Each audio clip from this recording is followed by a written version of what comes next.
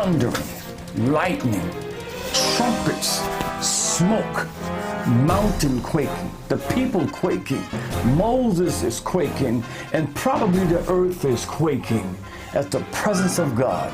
Israel, God, and Moses is at Mount Sinai. God has given his people the covenant. Today we're going to be dealing with obeying God's covenant.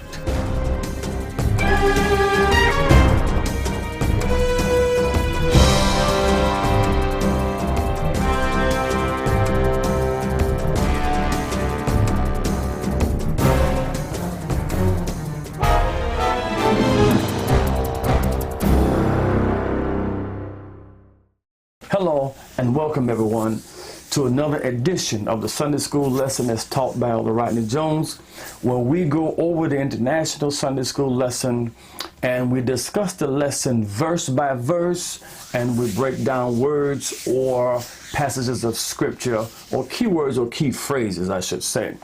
I want to thank you all, and I would like to say hello and welcome to the new subscribers. Thank all of you for your thumbs up on last week's lesson, and thank you for your comments and the fact that you just take the time to view these lessons. I really appreciate you. I'll see you in a minute. Now remember, keep in mind, I kind of bring you up. In last week's lesson, right before the lesson began, God tells Moses to go and sanctify. Go and sanctify the children of Israel. Go sanctify them. Tell them to wash their garments. And then Moses told the men that they were not to lay with their wives and to be prepared to meet the Lord in 3 days. Because Israel is about to see something. They're about to see something that's going to blow their mind.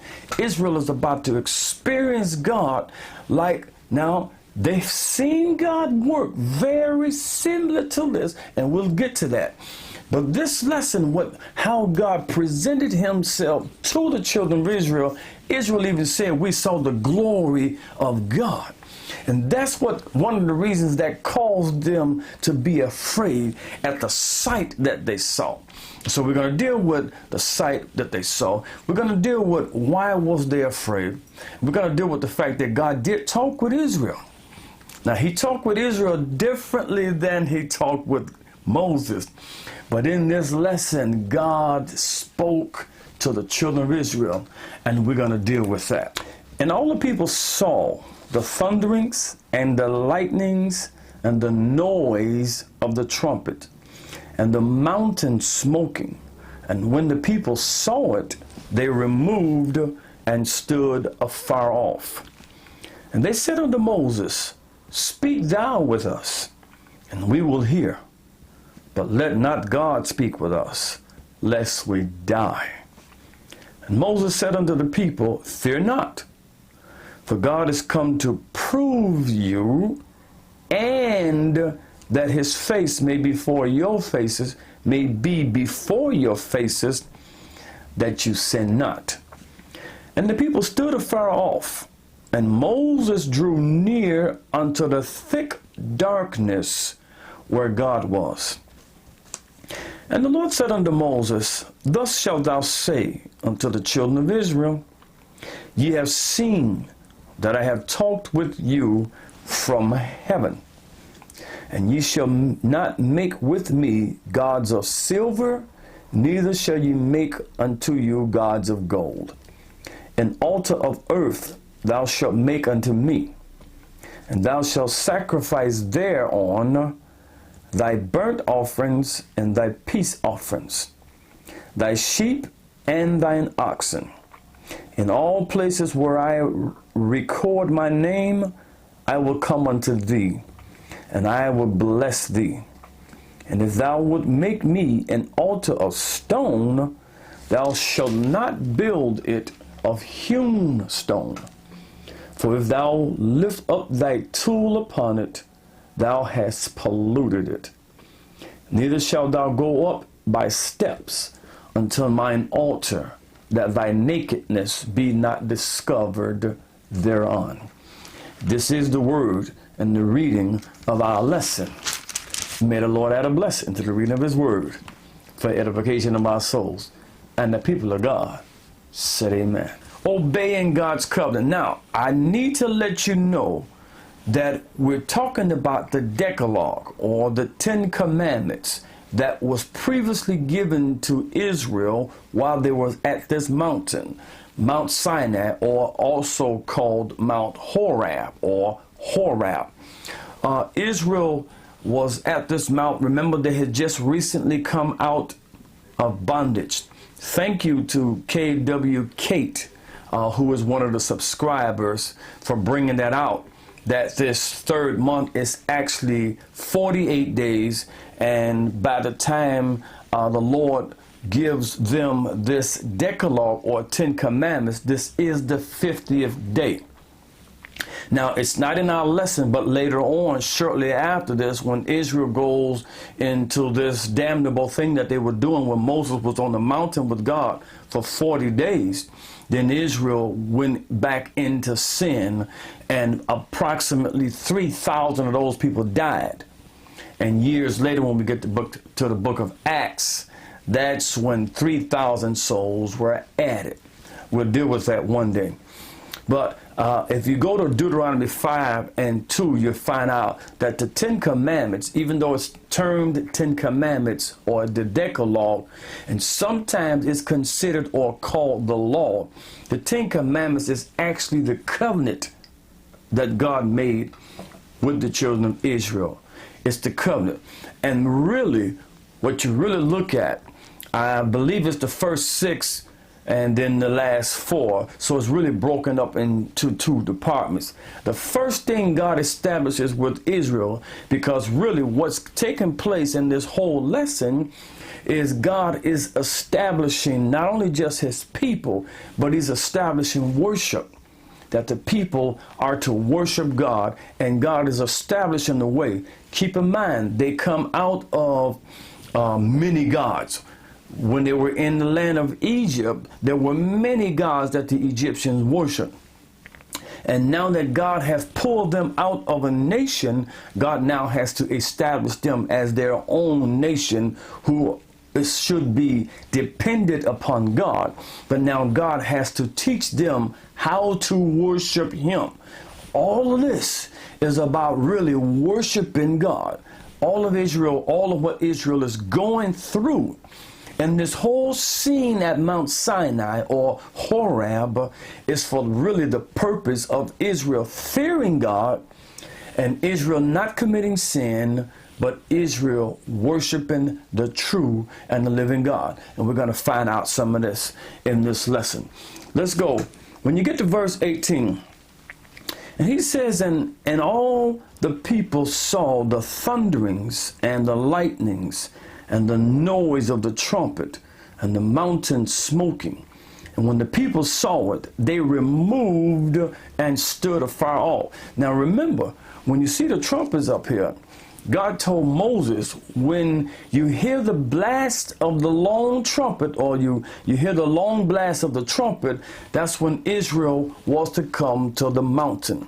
So in last week's lesson, we saw where the mountain was quaking. We saw where the mountain was on smoke, because the fire of God, the presence of God had come down, and the mountain was on smoke, the Bible said. Of course, there was fire there as well. But when the trumpet began to blow, that was the signal for Moses to bring Israel to the mountain. Now, there were parts of the mountain where they were prohibited. God said, sanctify a certain area and put boundaries up, and Israel was not to go beyond that boundary. Remember on last week, God told Moses to go back down. Now, while we're there, Aaron is most likely up here with God, because God told Moses to go down, tell the priests, don't come up, tell the people, do not break forth, or if they break forth, if they break out, God is going to break forth on them. So he told them, don't come up. But then he says, but when you come back up, bring Aaron with you. So Aaron is probably up here with God at this moment. So first thing I want to talk about is they removed. They got afraid, and they removed themselves far away. Now, so God did tell Moses to sanctify the people, to prepare themselves to meet God. Now, they were supposed to have been at a certain spot. They have left this spot because of the things that they saw. So they got afraid in verse 18. So they stood afar. Now, I don't know how far they went, but they wasn't standing where they were standing prior to us getting to this lesson. Verse 19 says, and they said unto Moses, speak thou with us, and we will hear. But let not God speak with us, lest we die. That's verse 19. Now, I want to go and do some reading. Get your Bibles. Let's go to Deuteronomy 18, verses 16 through 18. Number one, God spoke to Israel through fire. When you see the fire, you'll see the purpose of the fire was the fact that God was speaking to Israel in the fire or through the fire, and that's Deuteronomy 4 and 12. Number two, the people got afraid because of the fire that they saw. They thought that they were going to be consumed or burned up by God in the fire. And you read that in Deuteronomy, the 5th chapter and the 5th verse. We're going to be doing a lot of scripture reading. So just bear with me, move with me, get your notes, get your Bible. We're in Sunday school. All right, I said again. Number one, God spoke to Israel through the fire. Remember, it was thundering, there was lightning, there was smoke, there was the sound of the trumpet, there was thick clouds, and there was fire. God was speaking to Israel in the fire. All right? And then number two, the people were afraid because of the fire. That's Deuteronomy 5 and 5, because they thought that the fire was going to consume them. When you get to Deuteronomy 5, now, this is what we're going to have to read. Deuteronomy 5, I want you to see this, verses 22 through 29, because what took place is when the people left from that spot, they went and got representatives who will have to come back to speak to Moses. Let's read Deuteronomy 5, 22 through 29. So we got a lot of reading. Let's go.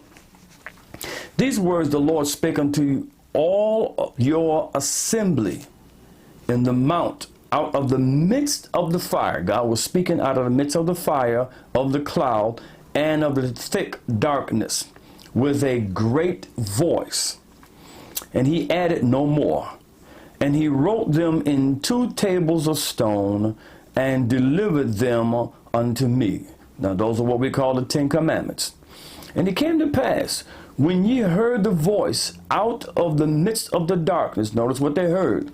They heard the voice out of the midst of the darkness, for the mountain did burn with fire, that ye came near unto me, even all the heads of your tribes and your elders. Notice who came, because when the children of Israel left that spot, they sent their heads of the tribes and their elders to talk to Moses. So in this lesson, when Moses is talking to the people, he's actually talking to the heads of the tribes and the elders.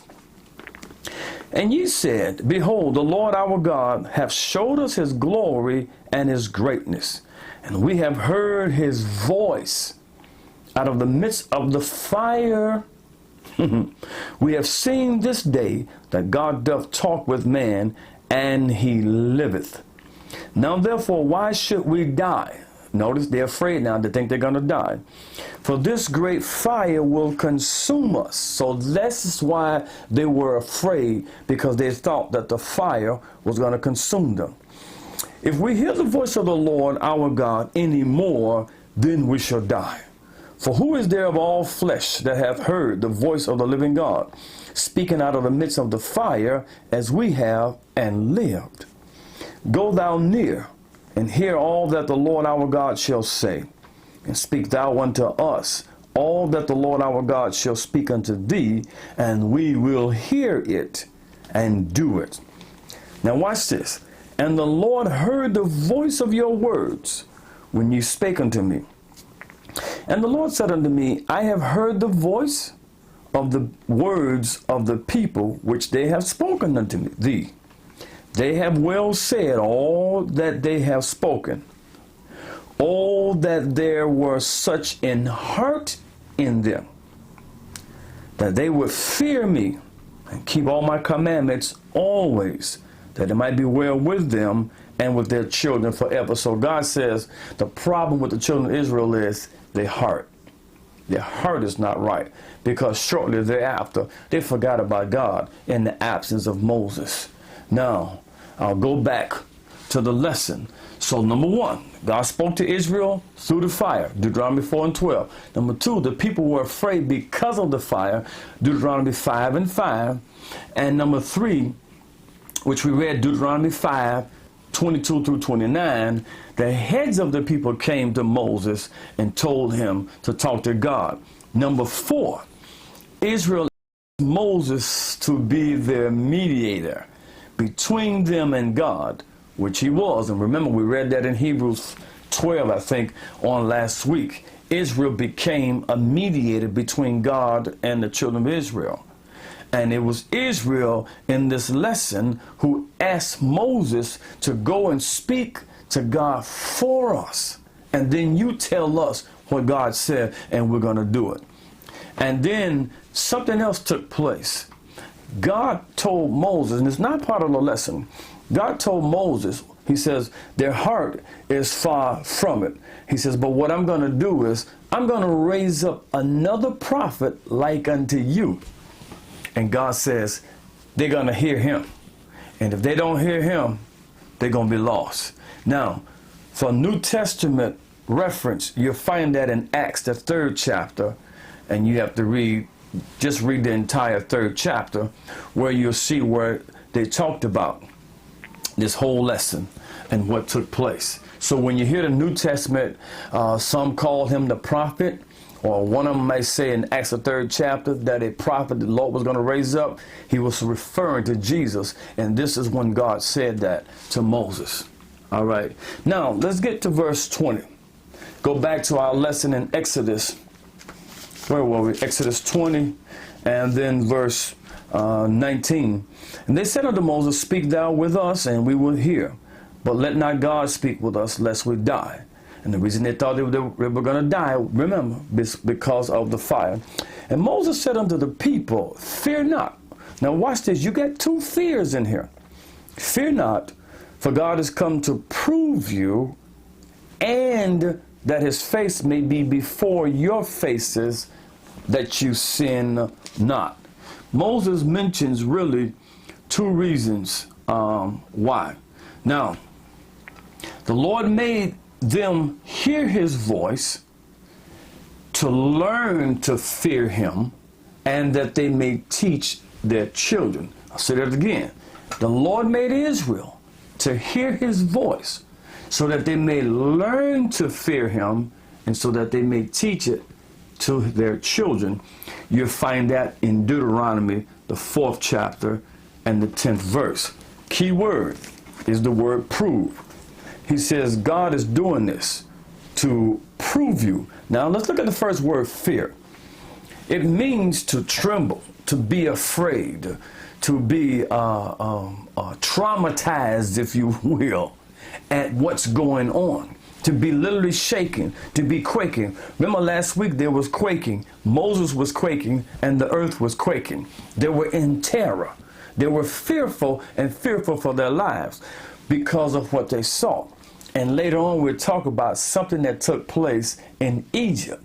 So what's going on right now is probably reminding Israel of what took place in Egypt, which they just recently got out. And they'll understand. I understand then why they were fearful at the sight that they saw. But he told them, don't fear. In other words, don't be traumatized. Don't be fearful. Don't be afraid. Don't be frightened. Don't be quivering and shaking at what you see, because God is not coming to kill you, but God is coming to do you good. He is there for a reason, but he's not about to kill you. He said God has come to prove you. Key word, the word prove means to test, to try. This term often refers to God testing the faith and faithfulness of human beings. When God tests you, he tests your commitment, he tests your character. If you go to Genesis 22:1, it says, and it did come to pass that God did tempt Abram. When you go in the book of James, that word tempt is there also. But there's two tempts. There is a luring to sin, which is what the devil does. Satan tempts you to sin. God does not tempt you or lure you to sin. God tests you. First, he tests to see if you have faith. Then he tests how much faith you have. He tests you to see if you have faith. Then he tests you to see how much faith you have. He tests your character. He tests your commitment. So when you make a commitment to God, then the test comes to see how much of a commitment you're actually going to keep. All right. So he says, God has come here now to prove you, to test you. It could be that God was saying to Israel, I'm testing you so that you can see if you really want to deal with me. He's testing them, or he's testing them because Israel said, everything you say, Moses, that God says, we will do. Remember, each time Moses went up to the mountain, he brought words from Israel to God. And when God told him to go back down, Moses went back down to bring words of God back to Israel. And Israel said, we will do this. Well, here's the test. God says, I come here to put you to the test. All right. Now, remember, God does not lure you to sin. Now, in the Bible, just stick there for a minute. The Bible says God cannot be tempted. God does not tempt with evil, neither tempteth he any man. Already in your mind, it should be with evil. God never tempts you to sin, but God tests your character and your commitment. Okay? So what were we? So he says, fear not. Don't be terrified, or don't be confused. Don't be traumatized. But then he uses another word, fear, in here. And he says, for God has come to prove you, and that his fear may be before your faces, that you sin not. Here's what he's saying. Don't be frightened, but be in reverence and reverential respect to God. And if you see, because Israel is seeing how God is, he's saying, this is the God that brought you out of Egypt, and this is the God that you're to worship. This is a powerful God. And God has to demonstrate himself to Israel so that, number one, they will fear him or respect him or reverence him. And number two, that they won't sin. Because if they can continue to have that focused in their mind, they won't sin. And I'm going to say this. Many people try hard not to sin, but they always sin. Don't try so hard not to sin. Just continue to focus on living and pleasing God. When you live to please God, sinning is in the back of your head. So they stood afar off. Verse 21. And the people stood afar off, and Moses drew near unto the thick darkness where God was. Now, if you reference thick darkness, I'm told by the lexicon that that's one word. Thick darkness in the Hebrew is one word. And what it's really implying, since there is thundering and thick darknesses, it's probably something like a storm, like a thunderstorm or a storm cloud or something. All right. So let's look at something. They stood afar off. Now remember, and here's another thing. Deuteronomy 5:5, Moses stood between the people and the Lord to show the people the word of the Lord. He stood between the people and the Lord to show the people the word of the Lord. That's Deuteronomy 5:5. And the Lord said unto Moses, thus shalt thou say unto the children of Israel, ye have seen that I talked with you from heaven. You have seen that I talked with you from heaven. This is where it really gets interesting and delicious. You see that I'm talking to you from heaven. First of all, notice what God says. Now, he can be meaning heaven as to say in the clouds or above or at the top of Mount Sinai, which is still the heavens. Or he can literally be meaning straight up from the third heaven, the second heaven, or the first heaven. Whichever it is, God is saying, I'm doing something you've never seen any of your false gods, your idol gods do. Number one, God says, I'm talking to you from heaven. Israel was used to seeing these little idol gods that the Egyptians made, but they never saw the idol god's mouth move.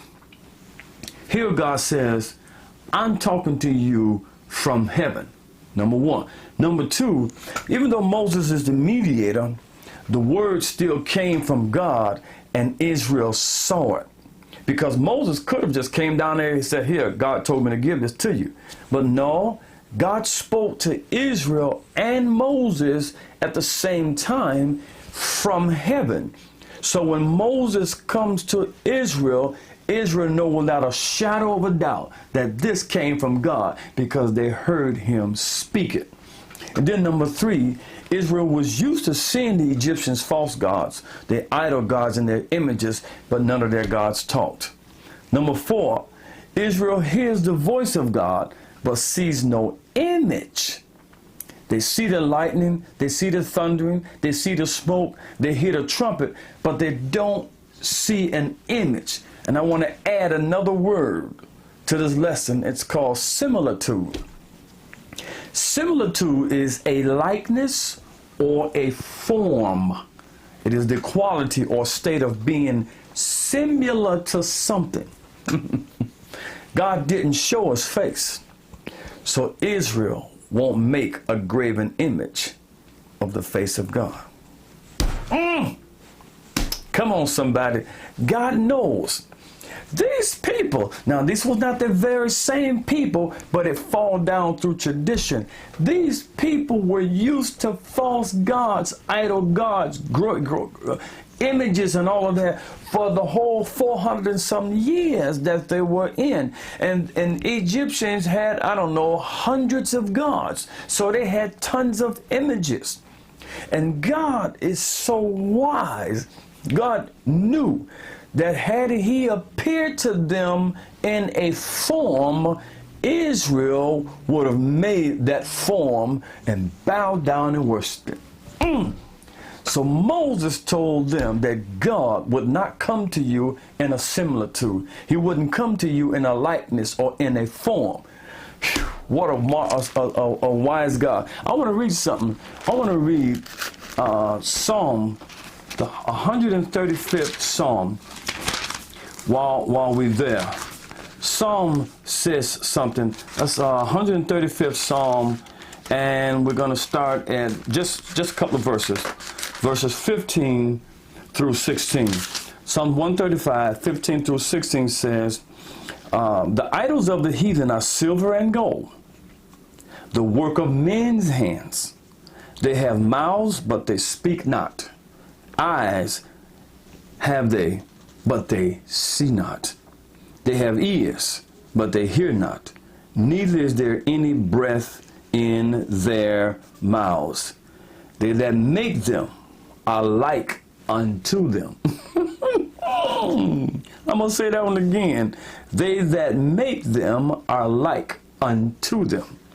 So is everyone that trusteth in them. In other words, these idols are dumb. And the one who makes them is dumb. And the one who trusts in the dumb idols is dumb.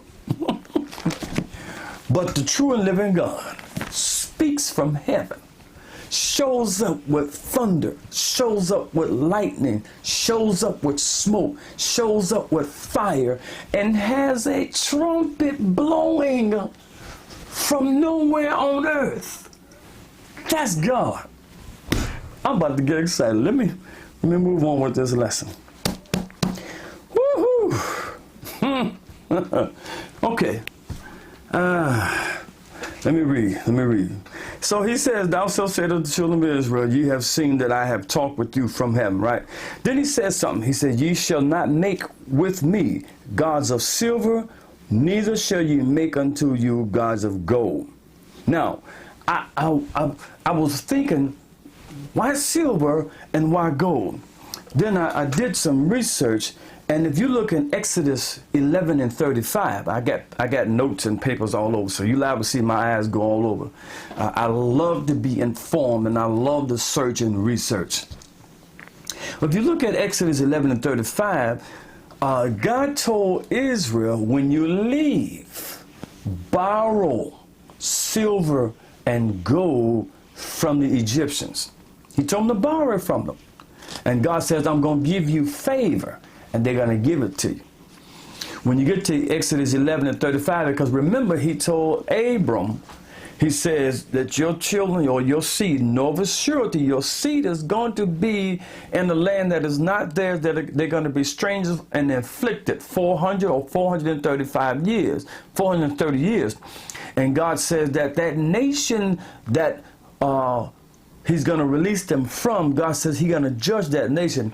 But then he says, but your children or your seed are going to come out with great substance. Now later, this silver and this gold is used in the house of God. But meanwhile, God tells them, Israel, to borrow it from the Egyptians. And the Egyptians gave it to them. And when you see in Exodus 11 and 35, the Egyptians gave the Israelites the silver and the gold. And that's where they got the silver and gold from. Although later the problem is because Israel took that stuff and made a golden calf or an idol calf with it, and that constituted another problem. All right, so let's continue to go forth. But then he says, now listen, see what God is doing. He's causing them to go into worship. He's showing them how to worship him. Oh, and by the way, the bad part about it, when God told them what not to make, that's exactly what they made. Says, an altar of earth thou shalt make unto me, and shalt sacrifice thereon thy burnt offering and thy peace offerings, thy sheep and thine oxen. In all places where I record my name, I will come unto thee, and I will bless thee. Now, he mentions an altar. This is an altar that God is establishing in Israel. Now, there won't be no images for Israel to see, but God is making it to where Israel literally have to do something to worship God. So God institutes a form of worship for the children of Israel, and he makes it to where they don't worship him like they worship any other God. He is separating them. Now, while I'm there, I'm going to tell you this. God chose Israel. This one was interesting to me.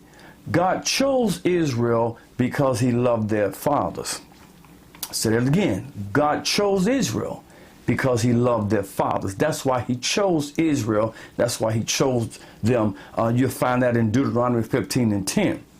And then God brought them out of Egypt because he loved their fathers as well.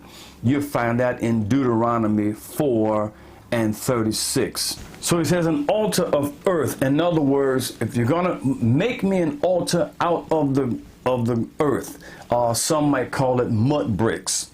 Mud bricks. The earth is the natural substance of the earth. Dig into the ground and make me an altar. And then he says to offer up two sacrifices here. One is called burnt offering, and the other one is called peace offering. Notice really the word is not sacrifice at this point, but the word is offering. The word is offering. A burnt offering means ascending. It's the whole thing. In the burnt offering, the whole being is consumed by fire and regarded as ascending to God while being consumed. Now, part of every sacrifice, there was a burnt part sacrifice. But a burnt offering is when they offer up the whole animal whole. That's a burnt offering. A peace offering, peace being a noun, meaning it's a thanksgiving offering. It's also called a peace offering. These are the offerings that were voluntarily. It was given to God in thanks or in praise to him. So a peace offering was a voluntary offering that was given to God in thanks or in praise. So he says, when you make this altar, make it of the earth, and then offer up your burnt offerings and offer up your peace offerings. Now, he mentions the word sheep and the oxen. But look at what he said. He says, in all places where I record my name. Now, that tells you that Israel is not going to stay in one spot to worship God. God is going to constantly have them move, because they went from tents to booths to temples and the tabernacle. Many of the places that they went were temporary locations, temporary dwelling places while they were in the wilderness until they got to the promised land. God was not going to allow them to stay in no one place for no long length of time. So God took them. But look at verse 25. He says, and if thou wilt make me an altar of stone, thou shalt not build it of hewn stone. Hewn stone. For if thou lift up thy tool upon it, thou hast polluted it. Look at the word hewn. Hewn. Hewn. In other words, God was saying, do not take a hammer to this stone and shape it in any form or fashion or similitude, because God knew that Israel was used to idol gods, and most likely what Israel would have done was taken the stone and hewn it in an image and made these altars. And God didn't trust them, because God knew that their heart was not right. So God says, find the stone, take the stone in the shape that is in, and put that and stack the altar and make an altar. But don't take a hammer, because most likely when they go take a hammer and chip it, they was going to probably make an image.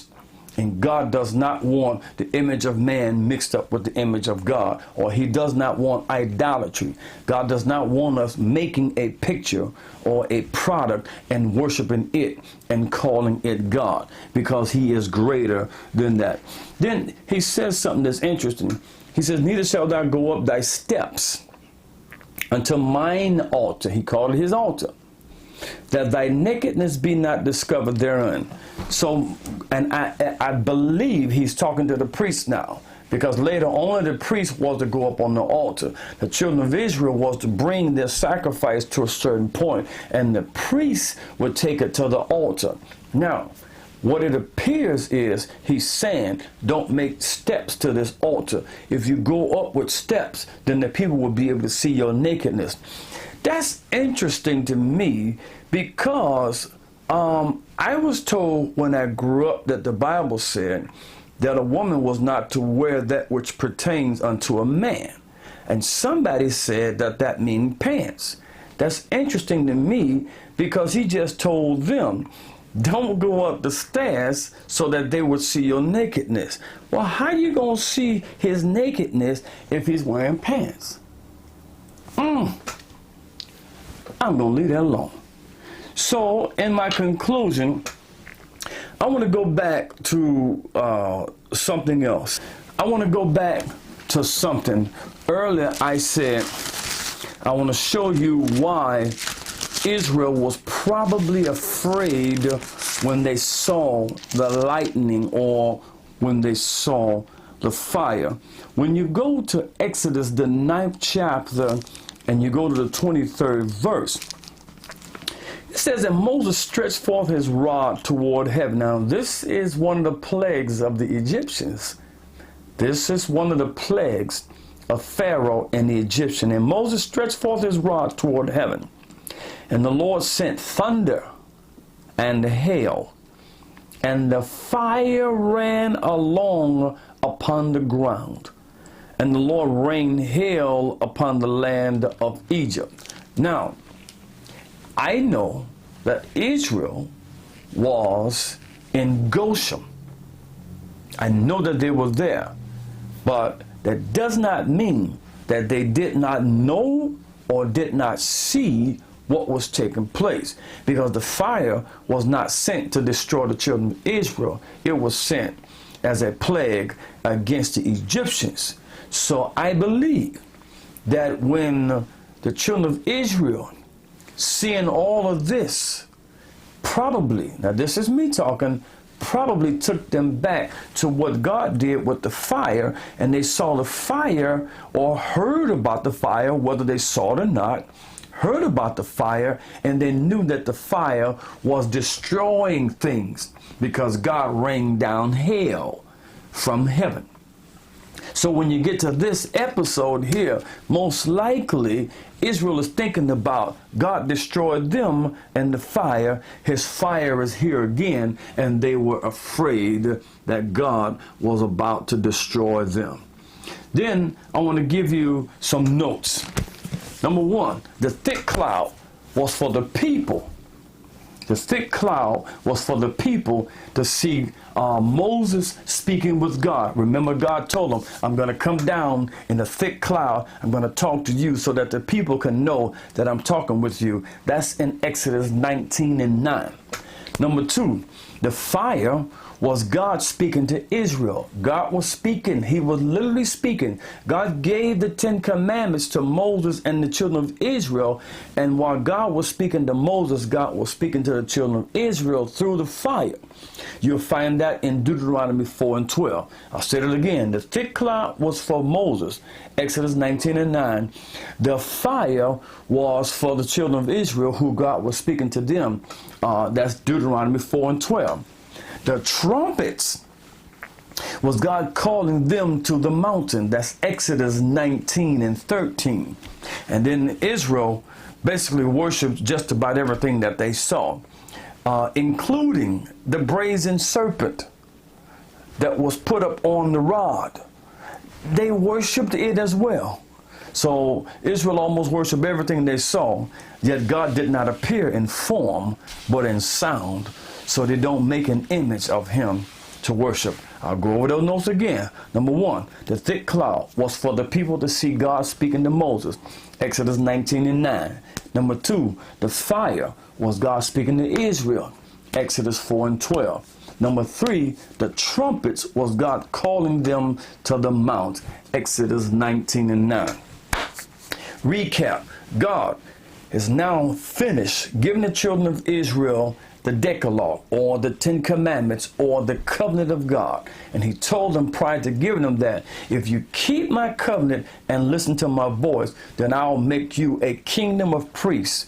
I'll make you a peculiar people. I'll make you my own people, my own nation, and I'm going to use you to show the whole world. So they enter into this agreement. God and Moses deals with the children of Israel. Then God tells Moses to tell Israel to come on the third day, sanctify them first, wash their clothes, do not live with their wife, come to the mountain, come to a certain spot, and God says, I'm going to come down and talk to you through the thick cloud. But God says he didn't say it, but God determined to talk to Israel in the fire. In today's lesson, God is there. The thunder is there. The lightning is there. The trumpet is there. The smoke is there. The mountain is on fire. The mountain is quaking. The children of Israel is quaking, and Moses is quaking, and everything around them is quaking. The fire is jumping everywhere, and the trumpet is blowing. The scene is an awesome scene because the presence of God, and God is now declaring his covenant between God and the children of Israel. And then God says, now you saw how I talked to you. Before that, he said, you saw how I brought you on eagle's wings out of Egypt, and how I brought you into where I brought you. And God was really setting up a way of worship for Israel to worship God, so that Israel would be separated or separate from any other nation. And in this lesson, then God tells them not to have any other gods before him. And he tells them in this lesson to set up an altar and to offer up burnt offerings and to offer up peace offerings. And he says, do not make any images of silver and gold while you're worshiping me. That there must be a difference between clean and unclean, holy and unholy, a real God and the false God. Good lesson. Whew, I made it. Good lesson. Good lesson. Those of you that are new to my teachings, please give me a thumbs up. If you like the lesson, leave me a brief comment or even any questions. If you have any questions, I'm enjoying these lessons. Please hit that subscribe button, hit that bell below or that bell right beside it so that you can be notified of each coming videos. I'm trying to get to where I can start uploading the videos on Mondays. Right now, know of a surety that all videos will be uploaded by Thursday or Wednesday. But I'm trying to get to, and pray for me, that we can get these videos up on Monday. I'm enjoying this lesson. I'll see you on next week. As you go to your classroom settings, encourage your students to be obedient to God. Encourage them to keep the covenant, the new covenant that God has made with them through Jesus Christ. And encourage them to separate themselves from ungodly living and from any worldly way. And wherever they go, make sure that they know that God loves them and they ought to love God. And everything that they do, they should be representing God. Great lesson. I'll see you on next week. Remember the Sunday school motto: a child saved is a soul saved plus a life. Amen.